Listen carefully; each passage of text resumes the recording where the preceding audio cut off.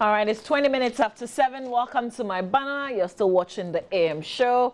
We're going to be talking about a number of things in relation to education. If you look at the front page of the Daily Graphic today, you find this very disturbing story of occultism in basic schools. 7 under investigations at Mary Afriye SDA JHS. If you read the story, the leader of the group is a 13-year-old, and these are all JHS pupils. That should be very much disturbing. Yesterday, 3 teacher union groups did a press conference where they're still reiterating that call. If they are not paid, if the teachers are not paid some arrears owed to them, they would embark on a strike come 29th. The deadline really is the 29th of February 2016.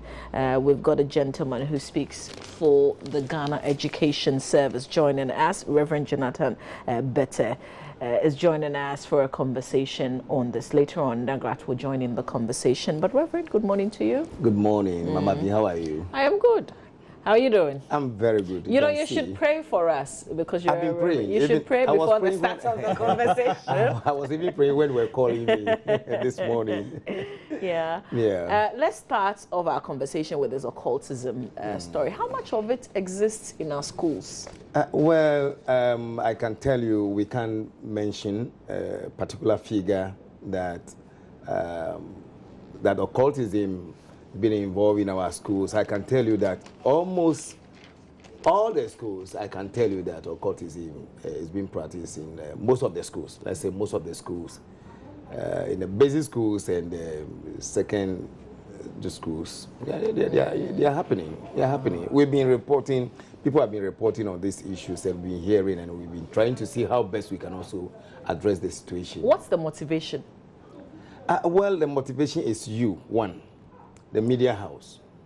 The media house. We contribute to this? You contribute to it. What you show, the film, the type of film you show to children, little ones, social media, the children are now abreast with time and they're going technology-wise. They visit TV, the WhatsApp and many things, Nigeria films. Most of Ghanaian films also depict those things. So they are learning, they are practicing. Some are not doing it intentionally, but some want to involve themselves into it in a way of imitating what they have seen. That is the cause. So media, you are one of the people who are contributing to. But the things we watch on TV does not involve children. It does not involve children. You find people practicing this in some movies. You say it. It's a fact that it does not involve children, but children view what adults do and they imitate. They want to learn from what their fathers and mothers are practicing. I can tell you, just after viewing or watching that films, within 30 minutes, they will be practicing within themselves that, oh, this is what I saw my father or somebody doing in Nigeria, and they are doing these things to bring money, for fame, for womanizing, and many other things. So they are attracted to it. So if you could also help the public or reduce the showing of those things, I think it will go down. It will go down. If not entirely eliminated, it will go down. That is my view. Yes. But beyond all this is also the fact that as Africans, we have our own traditional and cultural practices, which many of them have been underpinned by some of these, if not religious, purifications and appeasement. Are they related in any way? It could also be a factor because we belong to a society where there is a culture practices that goes on. So anytime there is such a thing, children are attracted. They will leave their homes and come around, surround the elders and be watching what they are doing. So they could also be attracted through that angle. I think so. It's also, which you know that when there is a cultural festival in a community, you cannot say children should not come out. You can't pin them in their various homes. By all means, they'll come around. Sometimes too, the noise making also make the whole thing funny to people or interesting. So as far as they also belong to the community, They are automatic members of whatever goes on in our community. How are you collaborating with the various heads of the schools or management and the PTAs to make sure you stem this very tide? Well, in actual fact, Ghana Education Service is trying to put in some measures where I think our guidance and counseling departments are put on their toes to work harder than former.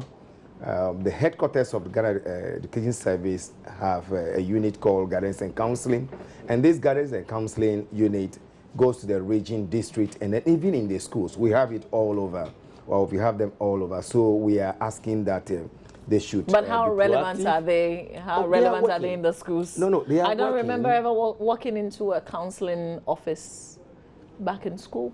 Maybe in that particular school, there wasn't any counselor at the time that you were schooling. But I can tell you that for now, we have in almost all our schools, the district, especially district education offices, we have counselors, and then we are training our in-school counselors also, ladies and some young men also to take over that responsibility, and then we trying to reduce their subject, the number of credit hours that they handle, so that they will be able to get time to handle the children. So as I'm talking to you, we are trying to develop a model that will take care of the counseling unit, where the headquarters guidance and counseling director goes to the region to organize some workshop for regional and district counselors, so that they will go into the schools and then also train the in-school counselors. When I was a counselor myself, when I was at Ghana Armed Forces Education Unit, I was made the guidance and counseling coordinator. We organized workshop for teachers.